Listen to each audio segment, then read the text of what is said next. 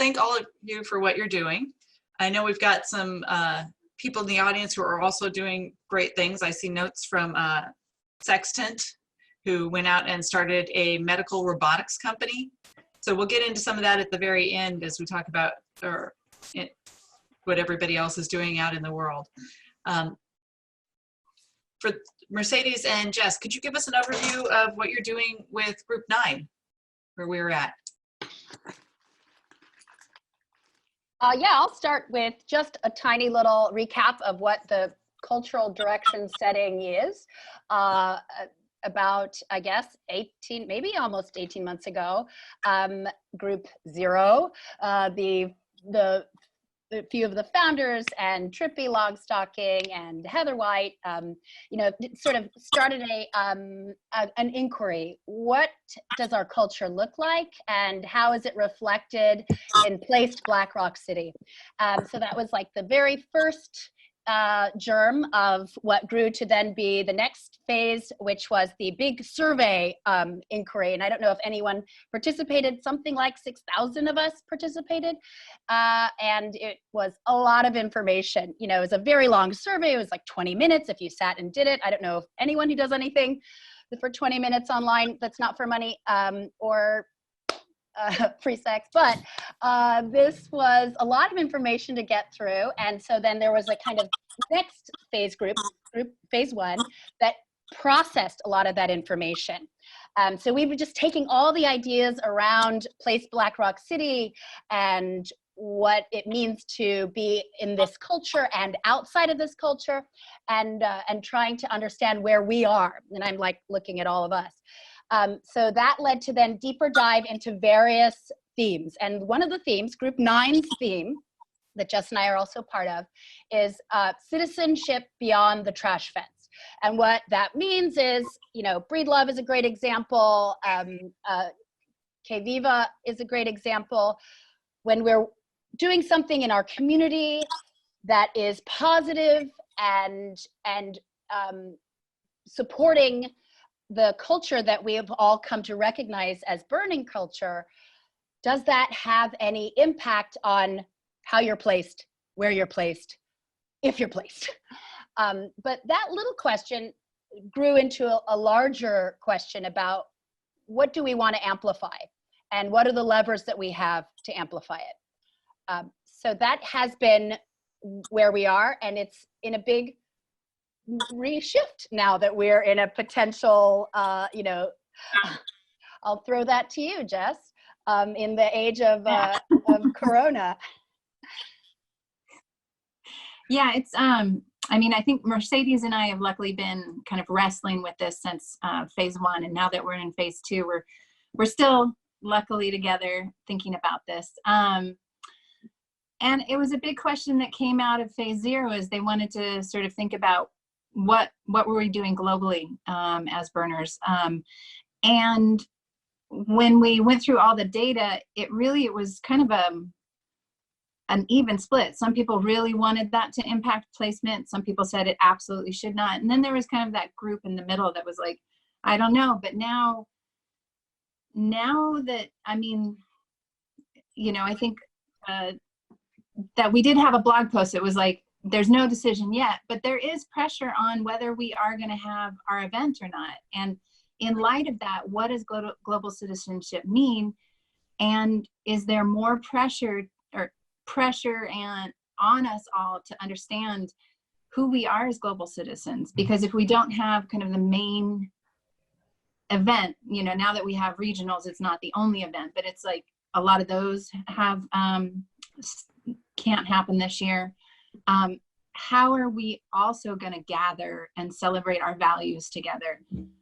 So those questions, like this whole discussion for Group 9 has shifted a little bit within the last couple of weeks. And, you know, I don't know where the conversation is going to go now that we're going to gather after all of this has happened. So that's a little bit like we decided not to. One of the things we decided not to was that global citizenship as of now should not be an indicator that you get placement. But we do want to figure out where we can start gathering that data. because I think we do have to understand better who we are as global citizens and where we are and what we're doing. I mean, are we doing simple things? Like, are you bringing meals in a very informal way to two elderly people on your street? I think that's global citizenship. Are you head of a major nonprofit that's doing global good all over the place? That's global citizenship. But I don't think we know the entire picture yet. And so that's what we're really discussing, is trying to figure out the mechanism, like how do we gather those stories? How do we gather that data? And also, how do we inspire each other to do more and more of it? Because I think we are in an unprecedented shift. Nobody's experienced this. We've never experienced this shift globally.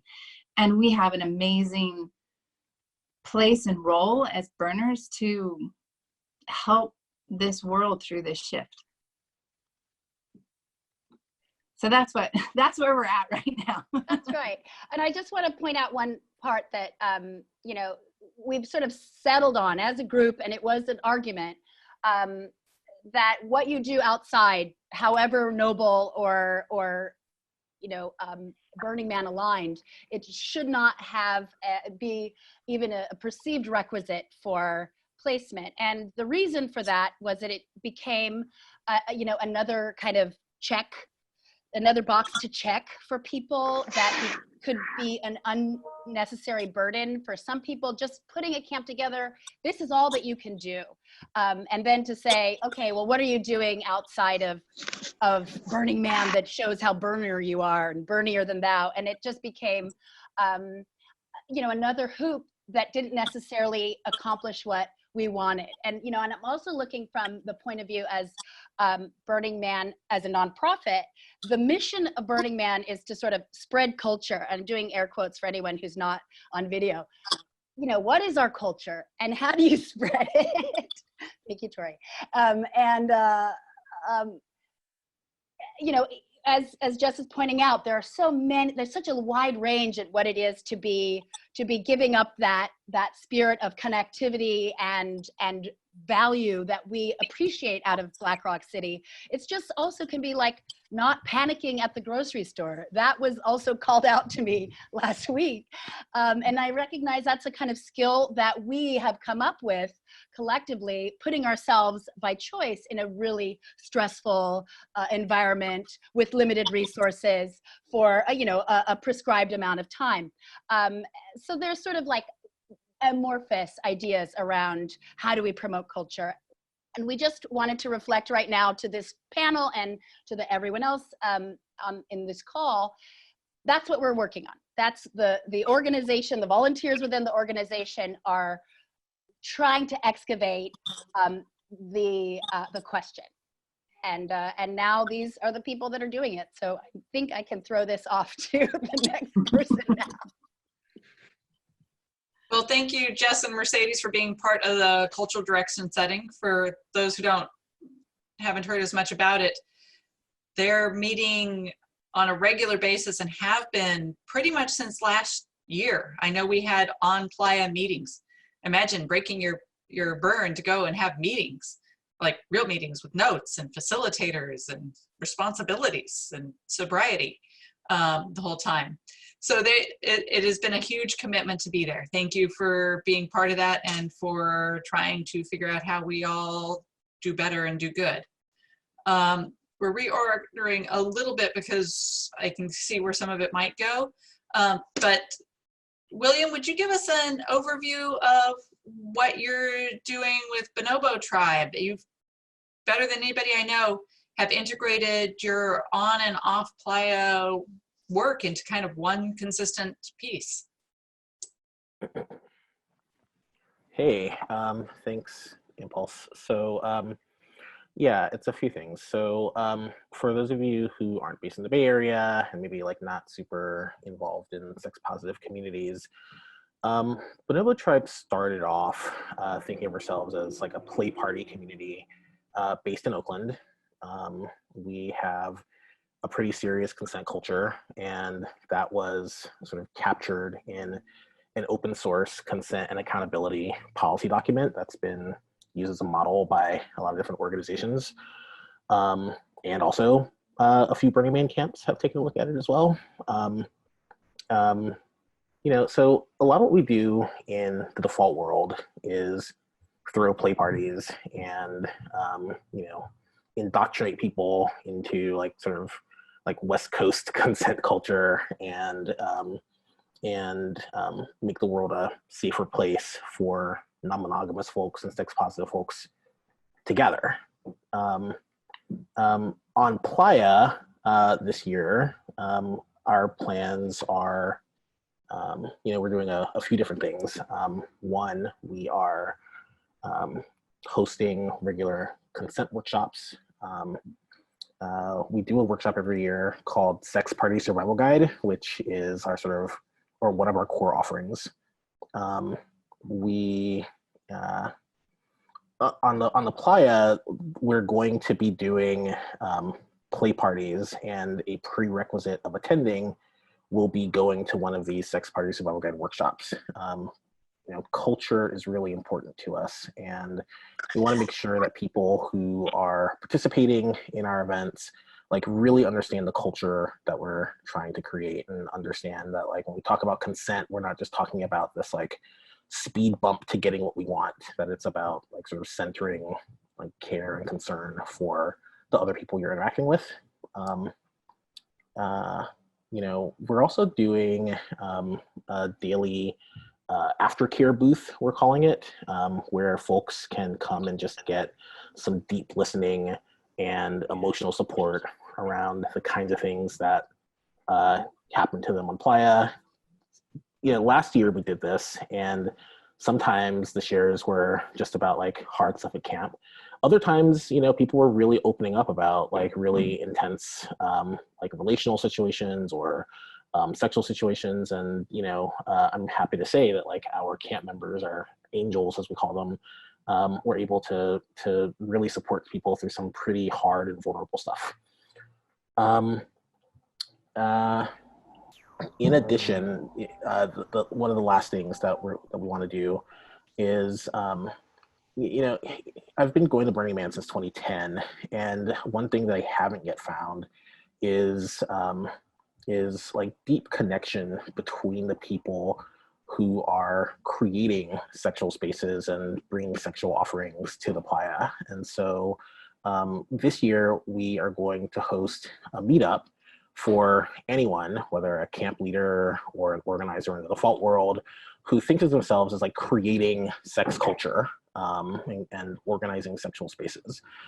Because I think that when we are working together, when we're collaborating, when we're sharing information, when we're sharing best practices, we are better and stronger and better able to serve people.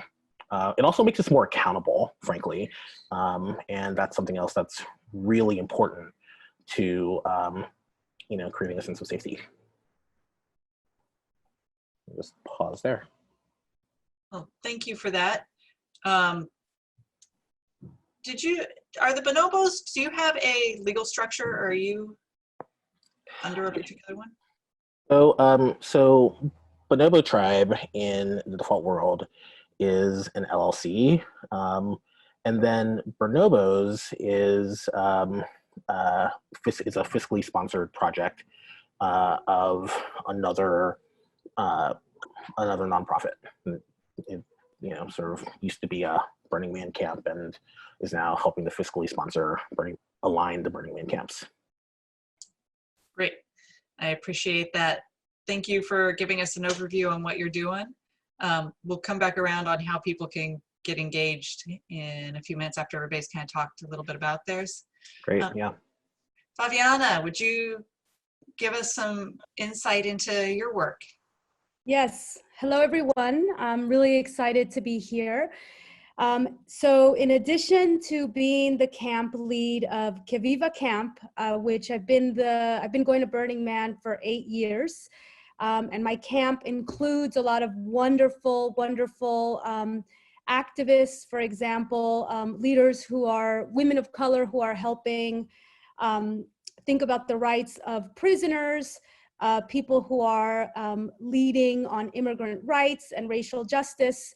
And I'm also the president of a national organization called the Center for Cultural Power.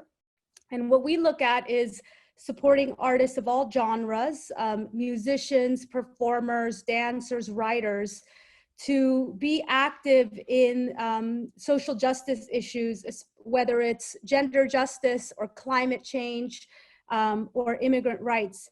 And so I wanna, before I delve into the work, I wanna take a moment to reflect about what's happening right now and what this means for those of us who are in the cultural sector, because Burning Man is a part of a larger cultural sector. And so many of us who make it work are artists, we're content makers, we're creators. And that is that we're experiencing at a global level the end of a narrative of neo-capitalism, really, neoliberalist capitalism, which is that around the world, people are understanding that we've been living at a time when we've been prioritizing profits over people and the planet. And that's been revealed in all kinds of systems throughout the world, is that we actually do not have the infrastructure to care for the most vulnerable. And whether it's the economic markets or just, you know, looking at our healthcare system, we are understanding that the story of capitalism is actually not true, and that the most, you know, wealthiest nations are unable to really care for their most vulnerable citizens. And I'm sure you all are seeing that every day and even, you know, the things that we took for granted, for example, caretaking, right? Which for centuries has been regarded as women's work, is now front and center. And we're understanding that this is actually very valuable work. We are having all kinds of conversation on what this means for the climate, right? Because we see how fast the governments can act on solutions. And so I want to name that we are in the midst of a massive cultural shift. Ideas and perspectives are changing by the day.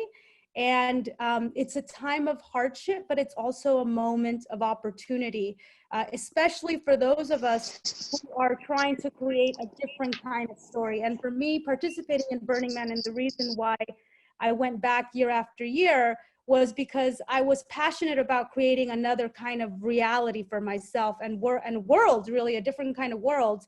And now that's happening to everyone, right? Like, you know, like I was thinking about how at Burning Man, I'm always like, I wake up and I'm like, gotta make sure our food is good, it doesn't rot, gotta make sure people are drinking water, and really prioritizing the health of our camp and those who come.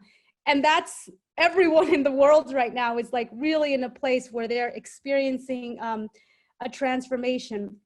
And so I'm gonna now share 2 slides just to help you all think about what this could possibly mean.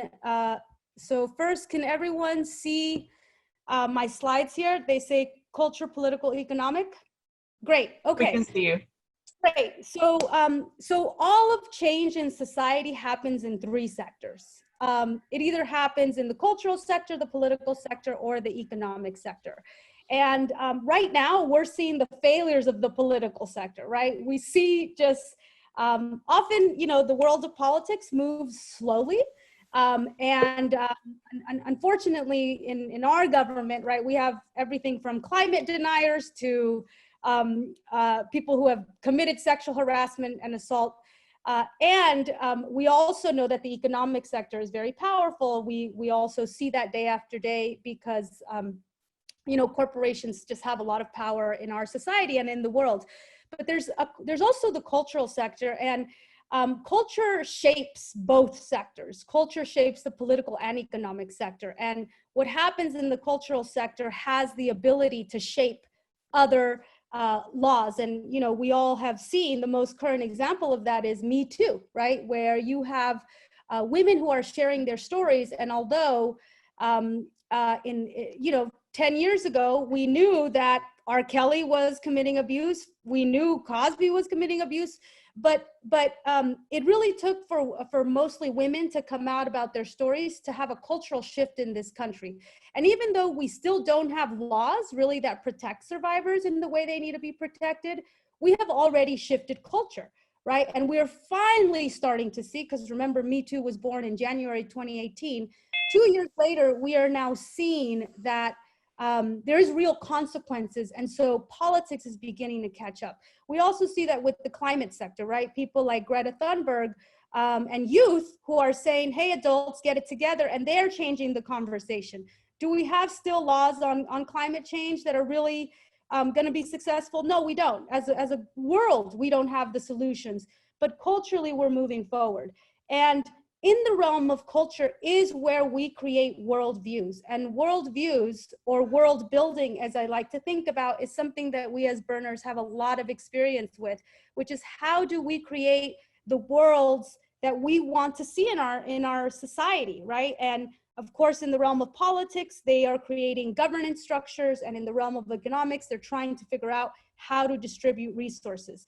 Right now, all of this is changing, because even 2 weeks ago, you would not even have heard the words universal basic income being spoken. You would have never heard that. You would have never heard anything about massive unemployment for gig economy workers. And so those of us who work in culture, which is many of you and many of you who are running camps, we are seeing a culture shift happen. And I want to invite people to think about how we can take the 10 principles and apply them to our cultural reality, right? Because the other thing, you know, for me, I'm gonna stop sharing really quick. For me, we had actually decided not to go to Burning Man this year for 2 reasons. Number one is that 2020 is the most important election year of our time. And, you know, we just needed all hands on deck to ensure that we could do our part. And 2, because as I mentioned before, we launched a campaign with Color of Change to tell Burning Man that they have to do more than 1% Black people. That's unacceptable. And so we decided that instead we were going to put our energy towards figuring out how we can support Burning Man to really think about diversity and inclusion. So we had already decided not to go. And it's been really interesting, because what it's meant is that a lot of our energy and our collective organizing can now rapidly be mobilized to support people who are in need. And so I want to talk about now, what does that look like? So first, whether you care about universal basic income, or whether you care about getting people out of prisons, or closing detention centers, or fighting climate change, all of those issues matter right now. There's massive opportunity for narrative change, for new kinds of stories. And so the first thing is to understand that whether it's like organizing your peers, doing Zoom calls, or thinking about how you could create artistic interventions, or even thinking about how our tools as burners, like our strategies, right, can be shared with the broader public, that can happen now on any issue that you care about. 2 is recognizing that, you know, as a woman of color, I've always known that my community was vulnerable. I've always known, you know, a lot of my family members don't have papers. And so the threat of, you know, police brutality or incarceration was very real. But now, you know, that's taken on a whole nother level, right? Because we have people, we have never seen before the release of prisoners like we have now. And it's inhumane to keep moms and kids during a pandemic in cages, right? And so we are activating, especially around supporting the release of prisoners and supporting people of color think about how to plan for, like, you know, like food, right? Because with Burning Man, we all know we have to plan our menus.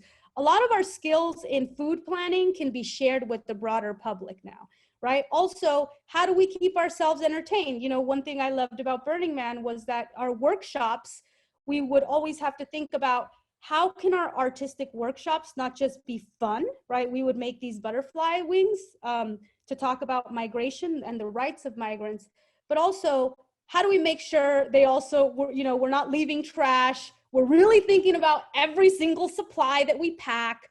You know, we're not taking some fancy brushes. and so now all of those skills, my camp is making videos on how to make your own butterfly wings at home with everyday stuff, right? How can you create and entertain yourself with different kinds of activities that also, you know, reflect the 10 principles. So the planning that we would do for Playa, we are now trying to think about how to do for audiences. Another thing is the reality that we need to transition to digital ways of communicating and convening and gathering, right? And as burners, a lot of our gathering is very place-based and it's very experiential. It's something we feel in our bodies. But now, okay, and now we have to think about how can we recreate that in a digital space that keeps us safe.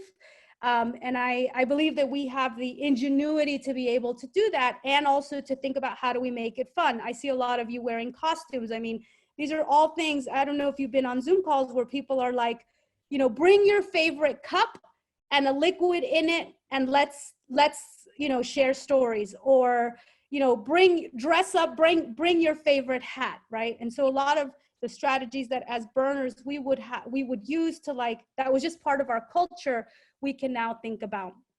And then I want to close it out also with the importance of staying in the realm of possibility, and in this time, which is that while there's a lot to be reactive around because there's a lot of hardship, is that our power is that we can dream about another kind of world, and that's needed for most of society right now. And our ability to do world building is something that's needed at scale.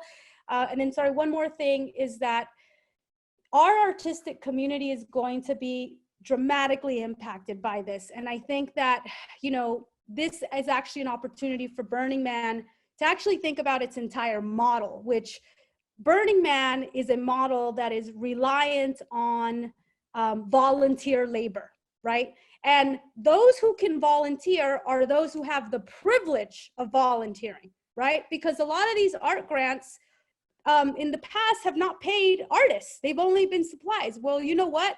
If you're a working class person of color, there's a lot of people who cannot financially have the privilege of volunteering their time.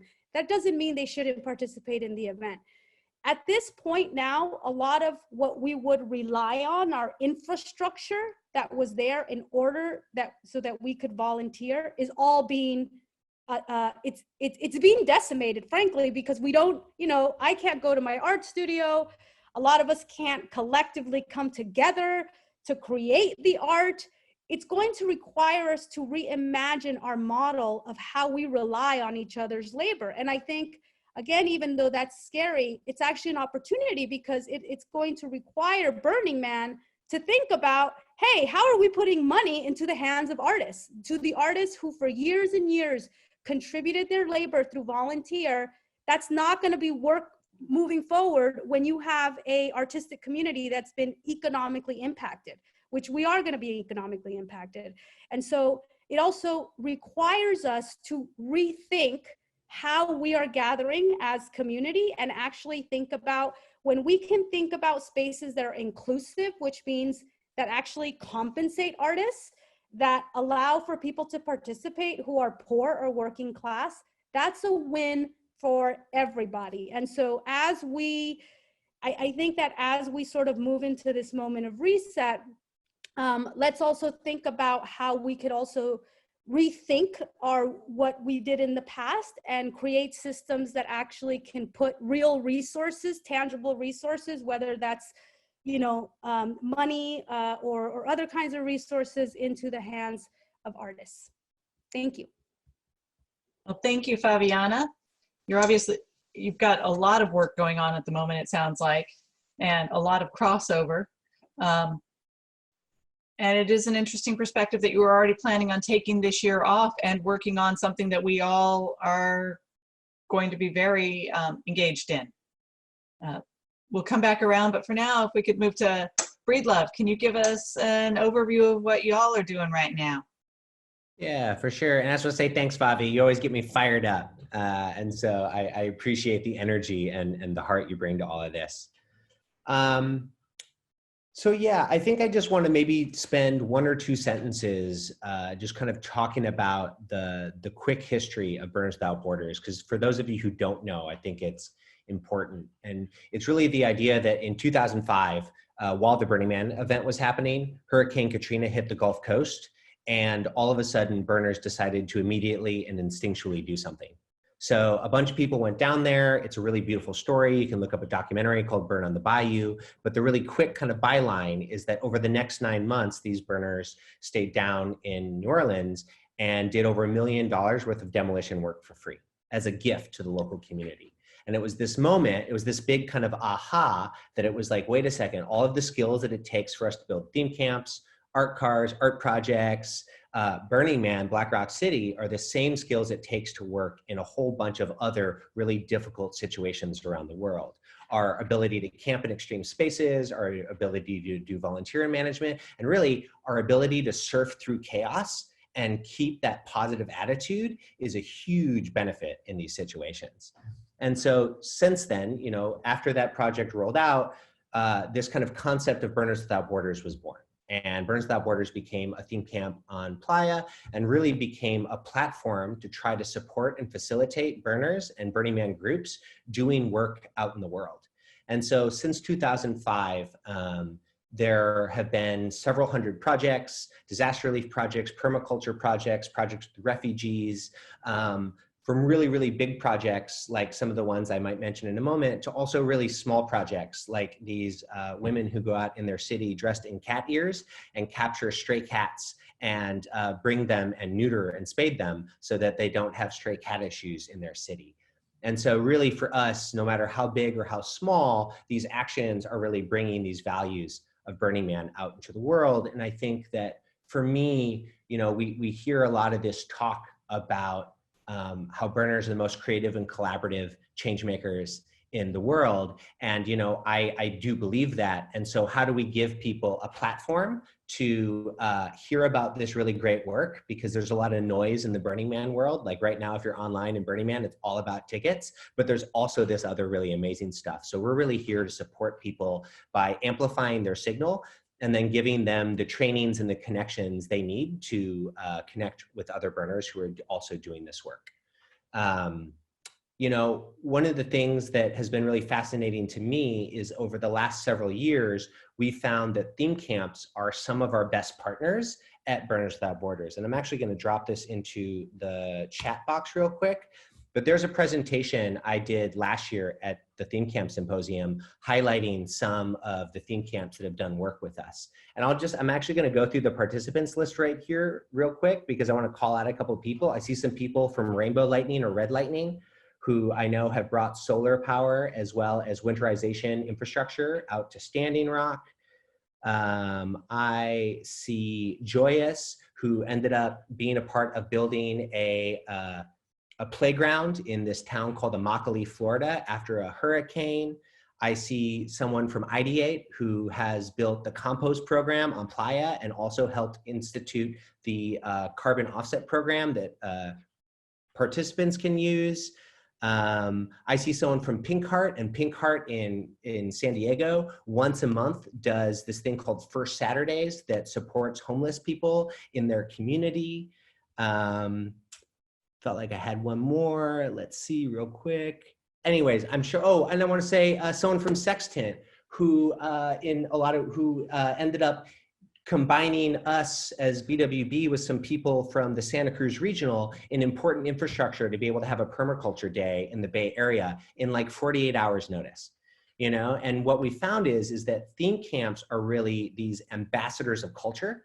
And one of the most amazing things about theme camps is you guys have been practicing this like rapid prototyping, this decentralized volunteer network, and communicating amongst each other. And so when shit hits the fan, you guys are ready more than almost anybody else. And I say this jokingly, but I also really mean it. It's like in the end of the world, the people I want to hang out with are theme camps. Because not only do you guys like have the ability to kind of make life continue to happen, but you're going to be having a banging sound system at the same time. And what's important about that is that for me, at least from my perspective, global change is so important. Sustainability is so important. Climate change, all of these things, you know, activism. And unless you're already there sometimes, like already there mentally, sometimes it's hard to get into the vibe because you don't know how. And part of what we as burners bring to this experience is the fun and the music and the art. And, you know, kind of in that, the idea that we can catch a lot of flies with honey. I think that that is one of Burning Man and Burning Man culture's big gifts to this world of social impact, is that we can have a lot of fun while we're doing this. And so just as another example, I know a burner right now who's working on getting college students to sign up to vote. And so he's working on getting art cars to come to these college campuses and play music and have a party outside while they're doing all of this registering to vote. And it's really kind of bringing that art and that music and that fun that we know how to do as burners as that attractive element to then have these deeper conversations. So, you know, I kind of said that theme camps have been part of some of our best allies. And one other link I want to drop in is, and if you guys saw me talk at the sustainability talk earlier today, this is another thing that's happening, but we've also been launching this idea called resource partners. And so as BWB, we've realized through all of these camps, and oh, this was another person I saw in the chat from the Foamy Homies, like we worked with the Foamy Homies. They went down there and brought their playa kitchen down to the East Coast. And I mean, the first year fed over 100,000 people out of their playa kitchen because they wanted to. And then like we worked with Camp Epic and they were like, hey, we got housing. And so we ended up helping them put it up in Santa Rosa. And it was like, all of a sudden what we realized is that theme camps, art cars, and art collectives have a ton of infrastructure, and a lot of people are only using it 1, maybe 2 months of the year. And so this resource partners idea for us is we're inviting all of you to tell us what type of infrastructure you have, where you have it, and who we could contact. And then as burners come to us as BWB and say, hey, I have this idea, hey, I want to respond, they can look at a map and see where different pieces of infrastructure are. And part of what the Burners Without Borders team will do is we'll make sure that the project is viable and it seems like it's real. And then if it does, we'll connect those project leads with you as theme camp leaders to talk about how we can match their ideas with your infrastructure. And then if we think about regional communities that have volunteers and connecting them in, all of a sudden we have this really juicy mix, which is theme camp infrastructure, regional volunteers, and inspired burner leadership. And we can just like, what can happen when those things are so much more readily available? And the reason we want to build this resource map is as BWB, we want to get out of the way. And we want to have you all connect to each other so much quicker, because we know that if we're the linchpin in the middle, we're going to hold you guys up. And so how do we just let you guys go? And then once you guys are all going, how do we then help you tell your story out to the larger Burning Man community so that you can get those resources and connections you need to go to the next level? And so I think the other thing I want to mention is kind of like in this moment, what is Burners Without Borders doing for COVID-19? And we kind of have 2 active calls to action right now. And I'm actually going to grab that to drop in the link too.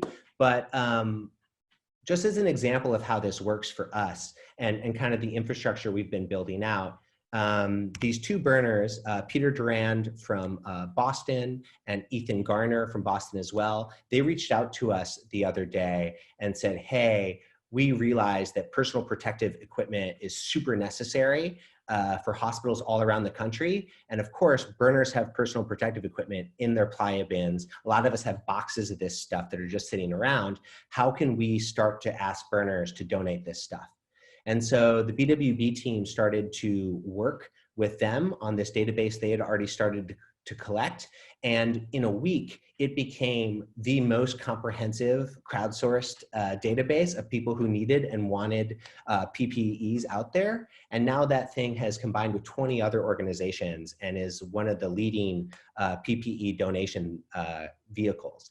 And so what we're also asking burners to do right now is go to your theme camp, make an announcement. I'm going to drop this link down here again.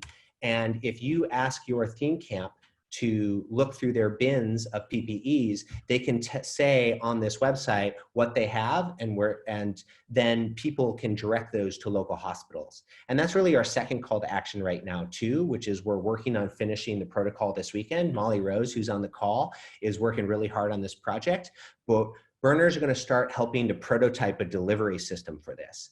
And the reason we were asking burners to help us prototype this is that a lot of groups that want to do good out there, like some of the other groups that we know are working on this are like church groups or Boy Scout groups. Those groups are really good when the protocol is in place of what they're going to do. And the reason we want to work with burners is we don't exactly know what our protocol is yet. And again, we know that burners can surf through the chaos.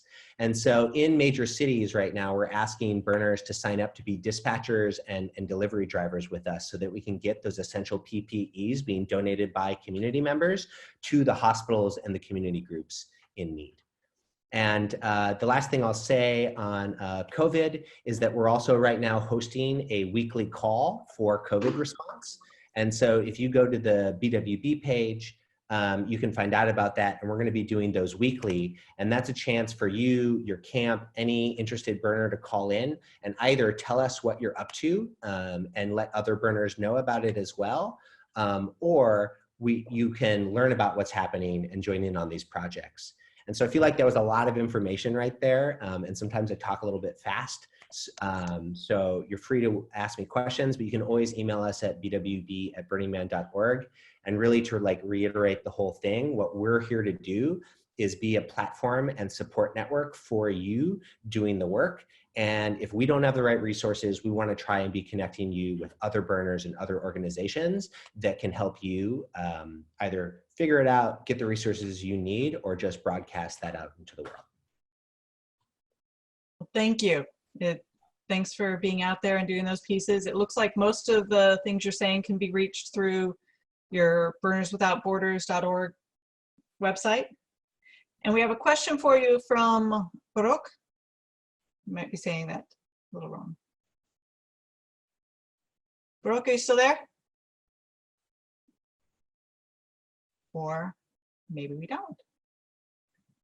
All right, we will get to questions in just a moment. You had talked a little bit about how people can engage and what you have coming up. I wanted to circle back to the couple of others and just see if they have a current place where everybody can, if there are places people can engage. William, do you have things going on where people can engage at the moment? Where other camps can drop in? At the moment, no. I mean, we're doing a few things. I mean, one, we are, we're creating spaces for the members of Bonobo Tribe's community, the like 2,600 people, to like drop in. We're trying to create a lot of opportunities for connection because of what we do, because like the spaces are often sexual, like it tends to be through word of mouth, so that there's a bit of a trusted network effect happening. And so, we're trying to create an environment of really deep and thorough connection during a time when people are isolating and physically distancing and emotionally unsupported. So, we're doing daily angel room check-ins. We're angel check-ins for people to get some deep listening and emotional support. We're doing, weekly video play parties where, using, we're doing all kinds of things, but generally speaking, that's like in-network kind of stuff. For Burning Man, I mean, one of the things that we're really excited about is developing the connections between camps and creators of sexual offerings. And so if you are one of those creators, either on Playa or off Playa, you can email me, william@bonobotribe.net, and we'd love to get your participation in getting the on Playa meetup organized, and maybe creating other infrastructure like a Facebook group to support ongoing connection. Thanks for that piece. Yep. Favi, what do you have going on that people can connect through? Hi, everyone. So I am with other organizations. I am currently helping design a artist relief fund for queer, trans, disabled, and artists of color. We have not launched yet, but if you follow me on Instagram, I'm Favianna with the number 1. We'll be launching that next week. I would also encourage people. There's a few things which I really care about that I want to also share. So first is that Color of Change, which is the largest national Black organization, has a lot of campaigns, including things like making sure that families can call, people incarcerated can call when they're behind bars. It also, so making calls for free, demanding a universal basic income, making sure that prisoners are not having to create hand sanitizers without having hand sanitizer themselves. So I encourage you to, my friend Misha is also putting up some links. I think that right now is a really good time to also learn about how COVID is affecting already impacted communities. There's also some campaigns which I'll post before our session is over around ensuring that mothers and children are released from immigrant detention centers. And then the final thing is that what stay-at-home orders mean is also an increase in domestic violence. And so there is a lot of organizing happening now to make sure that lawmakers are also passing comprehensive domestic violence responses, because we did see domestic violence go up in China and in Italy during the shutdowns. So I can post that as well. And then I will post also an artist activist relief fund that's been getting out $750 small grants to artists who are, cash poor artists who are not able to make their rent. So I'll post that as well in case anyone wants to donate or to share.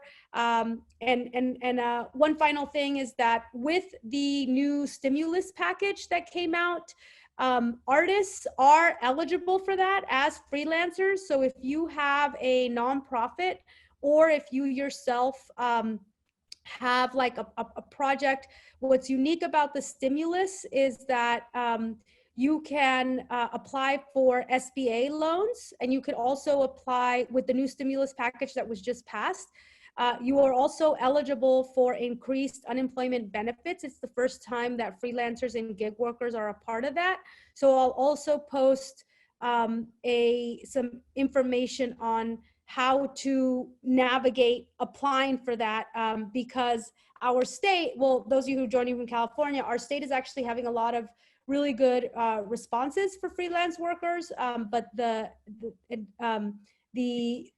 federal opportunities as well extend to a lot of artists, so you all could take advantage of that. Terrific. Those sound like some great resources. I see you've put up some of them. Misha, thanks for adding some other resources as well. Yeah, can I just speak to those for a second, Anne-Marie? Yeah, cool. Please. Yeah, so Misha, the co-producer of Bonobo Tribe, also added some links. One of the things that we created a year or so ago is an open source consent and accountability policy document that, as I mentioned earlier, folks have adapted and consulted in creating their own accountability policies for their organizations, from theme camps to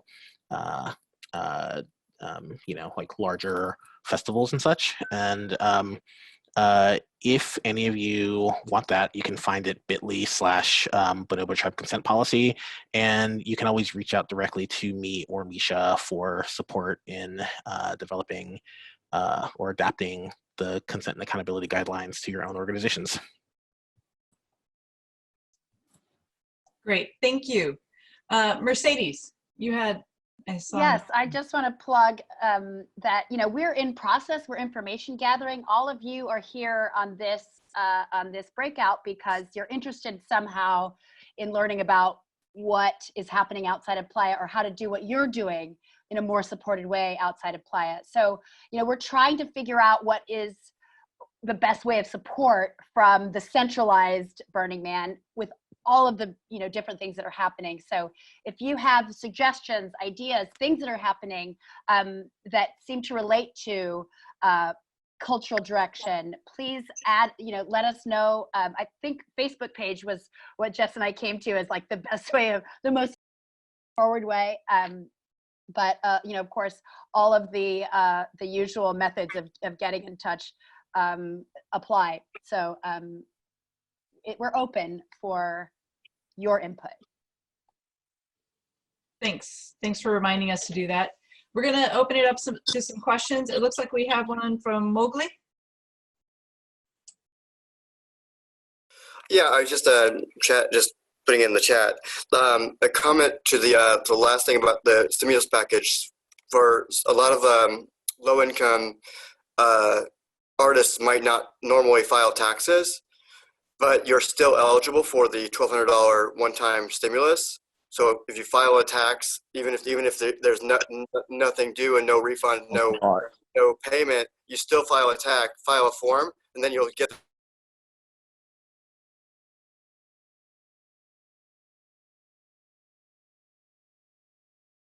We got, somehow Mowgli got, there.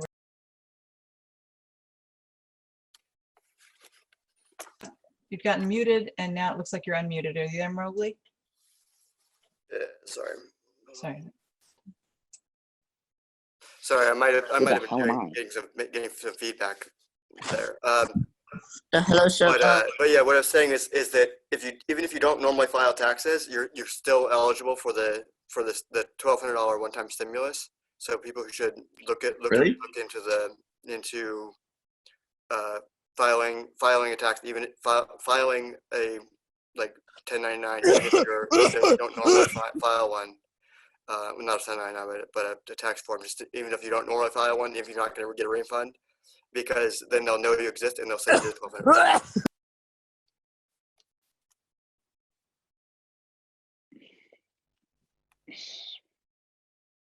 All right. Well, thanks for that updated information. Do we have other questions on how to get your camps work out into the world? I saw we had a couple of camps who had a couple that are doing big things. It looks like we have a question from Charge of Resolution Camp. They run a small camp, about 25, comprised mostly of engineers spread across different states on the West Coast. How could they, as a small and dispersed camp, give back more during this time? Anybody who is speaking have some ideas on them? I mean, this is Breedlove, and I would say, you know, if you're talking about right now, there is a huge maker initiative that's happening around trying to create and source personal protective equipment for hospitals and homeless centers and refugee centers. And a lot of those— Do you know who Pam is? But I would just say a lot of those designs actually need to be signed off by engineers. And so that's a really quick way that engineers could get involved in this moment. But, you know, even in a larger context too, engineers are always needed for artists who are trying to do things out in the world instead of to the bigger network. I have a question. Hey, also, this is Favianna, to the moderator. I've been on a bunch of Zoom calls this week that are getting like just people come in and are disruptive with sounds. This has happened to me a lot this week. So I would just suggest strong moderation, and if people could post their questions, because there's just been a lot of hacking on Zoom meetings, especially around, when people are gathering. So that's probably what we're hearing. How do I post my question? We have a tech moderator going, and if you would post your question in the chat, and then we'll be pulling them out from there. If you would do that, please. Great. Hey, look, I really don't appreciate you guys kicking me. I've been quiet this whole time, and I'm just trying to learn something. It's nothing specific. That was a very good point. We're all trying to do as well as we can to communicate over new forums. Would you rather own own a horse the size of a cat or a cat the size of a mouse? Moderator, just mute everyone and then have people submit their questions and then you can unmute them. But it's been happening all week, so yeah. What's a horse? We've got a tech moderator who's working on it. Each breakout is going to have one of those. And so we'll continue working on it. Great. Tranquility says she's got it done. Kind of like people yelling through a bullhorn at Burning Man while you're biking by. And we all love to do that at times. Kristen posted a maker initiative to create medical equipment. So if you have questions, if you can put them in through the chat screen, or if you'd like to highlight what you're doing and give us let me know through the chat screen as well. Mosey, what was your question?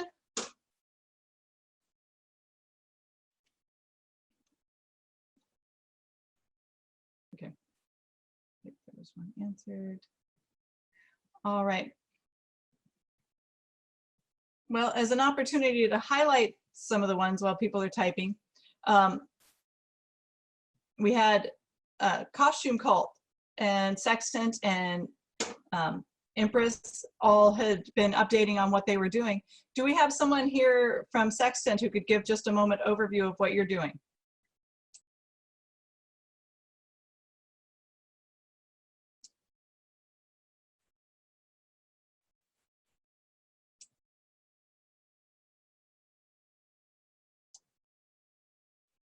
All right. Hey, sorry about that delay. Yeah, so Tori with Sextant, and we took last year off because we'd been on Playa for a number of years in a row, and we realized that we had the ability now with the team we had created with the Tesla coil to do something meaningful out in the world. And so we decided to make tiny medical robots that you can swallow to do microsurgery inside the human body. And you know, before Burning Man, I never would have had the courage to found a tech company.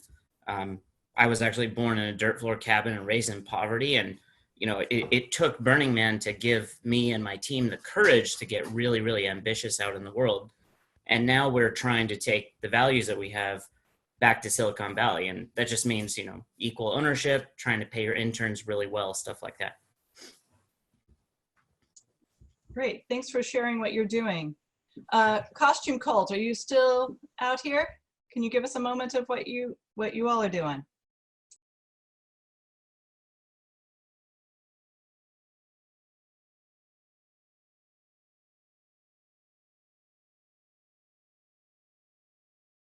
Looks like they may have gone. And Magpie from the Empress, could you give us an overview of what you were doing?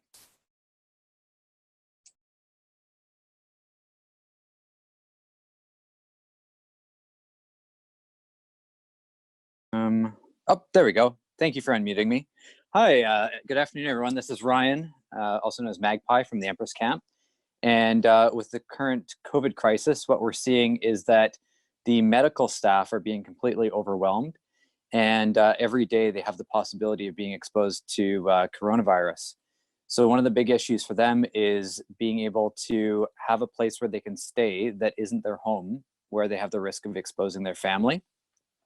So we're out in Vancouver and Victoria up in Canada, and we're working to find hotels that can give cut rates to medical workers, including doctors and nurses, but also like support staff like janitors and things like that, so that they can do as many shifts as they possibly can, go back to that quarantine accommodation where they have like their own room, their own bathroom. They don't have to worry about cross-contaminating between them.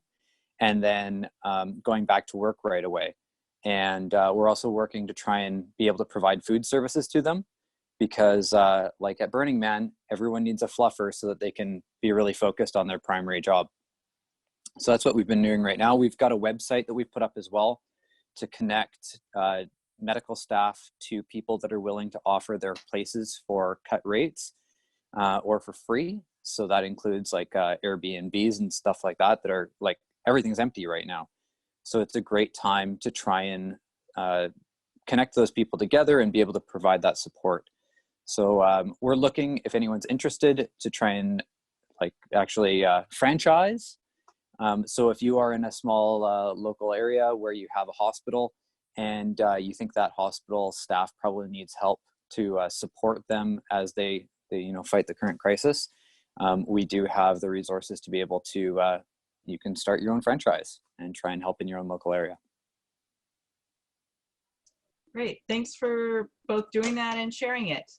Zoa from Gigi, you had something that you all are working on. Can you give us an overview of that?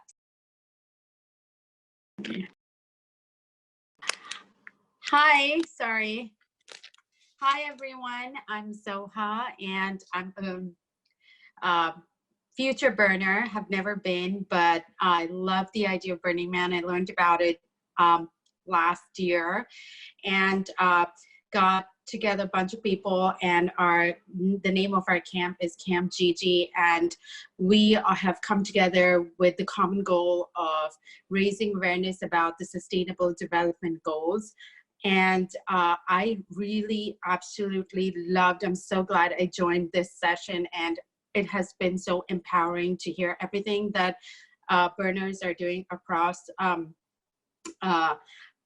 across the world for at the time of this pandemic. And I just wanted to just introduce our camp and also say that during this time we are planning off-plyer virtual engagements on that we were planning to do during the New York happy hour, but we'd love to have others as well join. And also we want to collaborate and know how we can support other burners who have got social and environmental impact initiatives. So thank you so much for having this, and it's been really amazing here, everyone, and I feel so empowered and positive after a very draining week. So thank you. Great. Jess, you had some resources that you were posting. Could you give us an update on what those pieces are?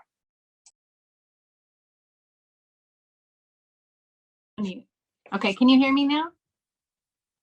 We can hear you now. Okay. Yeah, I just posted a couple. So the Maker Initiative, the main one to connect with, especially for the engineers, is the open source COVID medical supply. They're a group on Facebook. You can look that up. Open source COVID medical supplies. That's a burner initiative. Well, I think it's connected. It's Guy, who used to run Megabots, also founded one of the Asylum, which was in, I believe, Massachusetts, one of the first big maker spaces. So I think there's 14,000 people contributing to this. So there's engineers, there's medical staff writing or signing off on all the designs.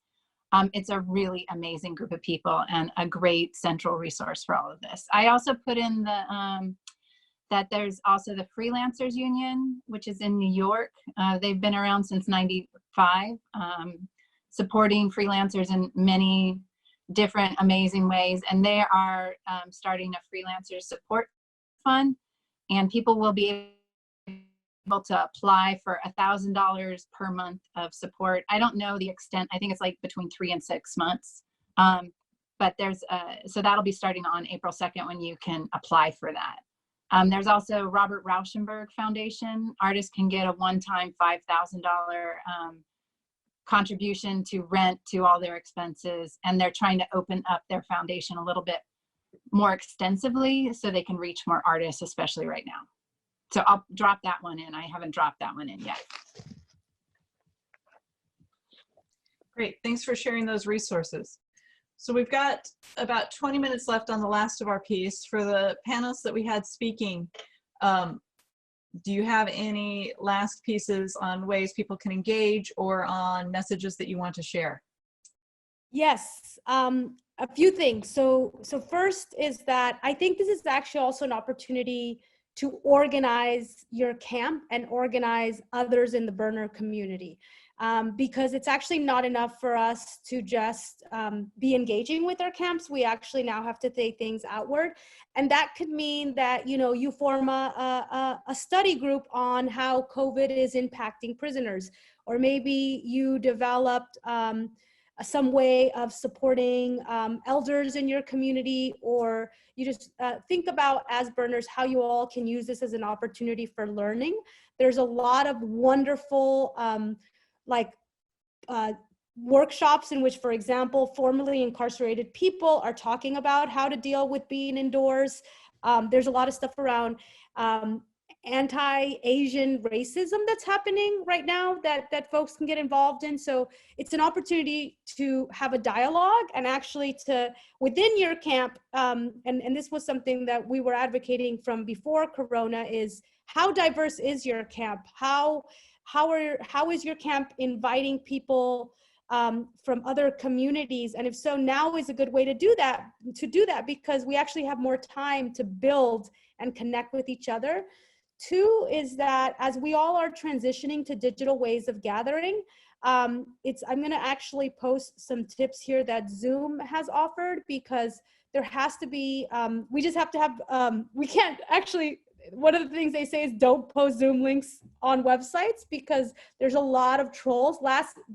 This past week, a lot of trolls coming onto the space. And so making sure that you have a tech facilitator, creating systems so that people can RSVP to your conversations, just finding ways so that you could, as you create your digital spaces of gathering, that they're also secure. So I'll post some tips on that. And then three is that right now, inclusivity on how we gather is really important, right? And how you invite people to gather. So you can tell people, hey, bring your favorite outfit and find the most comfortable place in your house. Or let's all have a Zoom call, talk about gardening or strategies for self-care, and, you know, find a well-lit spot where you'll be very comfortable. Just really to think about that, like in the same way that we create our Burning Man experience, we're very thoughtful and we plan for everything, right? The lights, the fabrics, everything. Carrying that over to a digital space is really needed. And so explore that with your camps, and then, you know, invite, I'm sure your camps have something so valuable to offer. So, you know, what about, like, I mean, with the folks who do welding, like, I've never seen what that's like. Like, is there anything I can do at home? Especially those of you who are creatives, how can your gifts be shared out with the world? Which also means thinking about your digital engagement strategies. Does your theme camp have a Facebook, Instagram? Like, how are you communicating with the world? Because now your digital tools need to be brought up. It is an important time, and burners are, like you said, we've got all the toolkits, quite literally sometimes. William, Breedlove, do you have ones that you want to highlight as we come to the end here?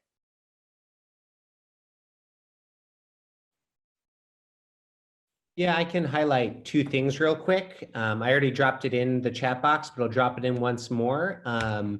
There is a website called thepollinationproject.org that generally does at least $1,000 grant to micro fund a community or civic project out in the world a day. And right now they've received a huge amount of funding to support COVID. So if you have a concept of something that you or your camp would like to do in response to this moment, that's a really great way to get some seed funding to do a project. Ideally, we're going to be doing this with BWB soon, but we're a little bit slower in our process. And so that's something you could do today. And then another organization that we work with a lot at BWB is called Open IDEO, which is a open source design thinking group. And they just published this really wonderful guide on how to build a vibrant global community virtually. And so those are some really great best practices about how to use Zoom rooms, about how you use digital tools, and to make sure that these experiences are also, again, I think fun. Fun has to be a part of this, especially as we're all kind of cooped up inside. It's really important to think about how we liven this up. And Favi had a couple of really great ideas about that too. So I think those are the two best resources I have to share at the moment. Yeah. Thanks so much for sharing that. William? Yeah, thank you, Breedlove. And yeah, I don't have a lot more to add. In the chat, I dropped links to our various resources, and you know, if I would ask for anything in this moment, I would say just, you know, to the extent that you can, try to stay connected to your people. There's a lot of isolation, a lot of loneliness right now, a lot of lack of like physical intimacy and touch. And by intimacy, I just mean like hugs and you know, the other things that like make us human beings. So do what you can to stay connected to the people you care about. Check in on folks frequently. You know, we'll get through this together. William, also, it's like the highest selling time of sex toys right now. Sex toys sales are off the roof. I mean, I also think like for those, I mean, we're burners. We like have fun in all kinds of ways. We definitely know we got our sex parties down. But right now, actually, I think people are really hungry for all kinds of coping, whether it's gardening or masturbation. So just curious if you have all explored some things around pleasure in the time of COVID. Is that a question for me specifically? Yes. Yeah. Okay. Yeah, for sure. I mean, as I mentioned earlier, you know, we've been doing virtual play parties. You know, we've had 80 to 100 people joining those. We have been, you know, just like creating conversation spaces online for people to connect and share sexually. We have been really promoting the work of sex positive artists and creators who are really hurting right now. You know, everyone who's in the events business, everyone who is doing cultural creation right now is suffering, especially if that's like, if they're doing live stuff. And so to the extent that you know, can support folks like Dixie Delator, who does the Body Storytelling podcast, and Rachel Lark, who's an amazing singer-songwriter, and so many other educators and culture creators. Please do. You know, we want to make sure that the folks who enrich our lives in the good times are still around and able to do this amazing work. Yeah, thank you, Fabi.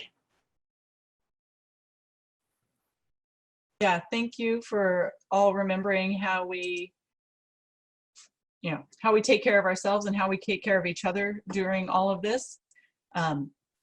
Reach out to your camp and beyond. We are doing, and I'm sure many of us are doing bigger reach arounds to our camp on a regular basis. We have people who are on their own as they're sequestered. It's a good reminder to be even more aware and attentive to our camp and closer to create our community. We've got just a couple minutes. Does anybody have any questions? If you put them in the Zoom chat room, or give me a +1 there, and we'll pull you in real quick. If not, we're going to continue putting in some of the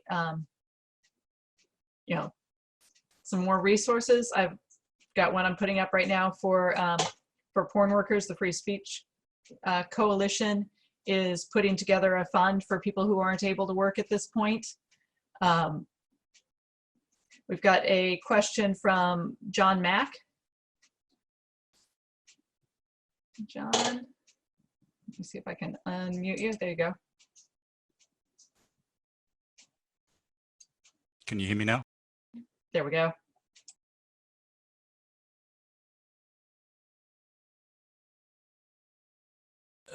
It's not so much about the process of connection, but where to go. A lot of the connections are organic or word of mouth you've talked about. You find people because you know them. But reaching beyond the people you know, we've created something a few years ago called the Burning Wiki, which was designed to be a bit of a switchboard or a directory of what's out there. Initially, we focused on the actual burns themselves, but we started collecting information about actual theme camps. So we've got about 1,800 recorded across about 15 burns at the moment. And the intention is to expand that to the 90 or so burns. We're talking then about 4,000 or 5,000 theme camps. Now, what we do is we just simply index this stuff. There's no depth to it. But what we intend to do, our intention is to create this directory that other people can then use to make connections. So it's there, it's burningwiki.com. It's a burner principled website, so it's completely non-commercial. So have a look. If it's of any use, use it. That's what I wanted to say. Great. Burningwiki.com is so you've got, you're resourcing all of the camps and the burns? Is that what it was? Yeah, we've got all the burns, and essentially we're expanding, and because of these events and also the fact that we're trapped in our homes and got nothing else to do, we're now expanding the actual theme camp listing. So it's a bare minimum description and a link, and the rest is up to you. But one thing we did notice was it created the opportunity for thematic theme camps to get together. So I've got 6 library camps across the planet, and I've got the ability for each to connect now with the other. And similarly with any other sort of speciality thematic camp, you can actually find your community, and then using that community, do all the things that you're talking about. Is like reach out as burners without borders to outside, reach across to each other, share ideas, etc., etc. So it's a little bit of a facilitation. I don't want to talk it up too much. It's nothing more complex than a telephone directory. Well, thanks for putting our directory together.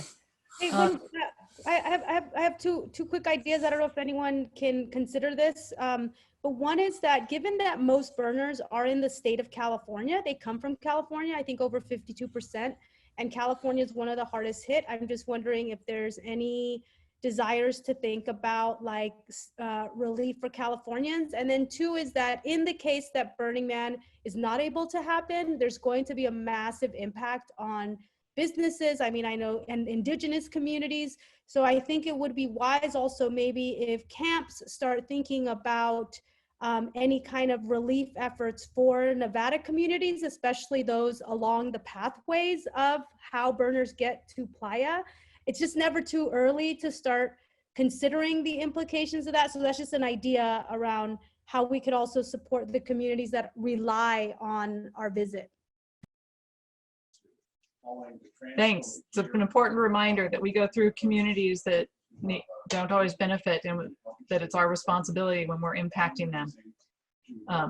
It looks like you added a piece on farm workers relief. William has added one on sex workers. So let's keep collecting those pieces. I'm not sure if there's a way for us to collect them outside of it, where we can keep them outside of this. So maybe we need to start a place where we can start keeping them all together. Let's see. We've got me talking about Detroit access to water too. Yeah, one of the big things is there hasn't been water accessible to everybody in the US who is dealing with this. I'm sure that's true in every country out there. Oh, Kristen is adding the resources to a document that she is willing to share. So there might be a way we can get it onto one of maybe the burn camp. Kristen, could you add that to the Burning Man theme camp organizer page on Facebook? Great, thanks. So let's keep collecting the resources and getting them on there. We all have people who are going to be impacted, if not ill, at least financially coming up. So if the more resources we can get onto there, the better we can help each other as well. We've got just a couple of minutes. Let's maybe have a last minute sign off from the speakers. And then there'll be I believe it's a 15-minute break and heading into the second round of talks. So Fabi, you want to lead the goodbyes? Yes, everyone. So just remember to ground yourself in your creativity and our possibilities of creating another world. And I'm looking forward to seeing y'all soon.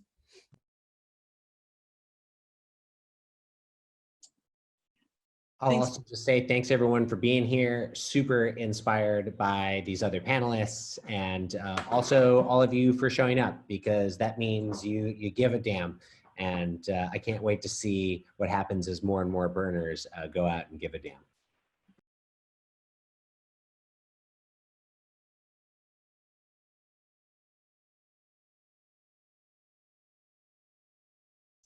All right, William, you want to give a wave off?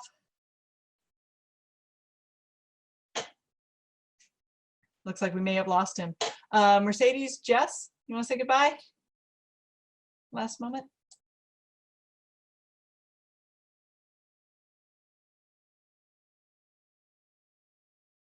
Yes, I think we lost Jess too. Again, thank you all for choosing this this subject. It reflects more on you than it does on us, and certainly the culture as a whole is just made up of all of us, as Favianna shows in that graphic. So we are here, and we are holding each other.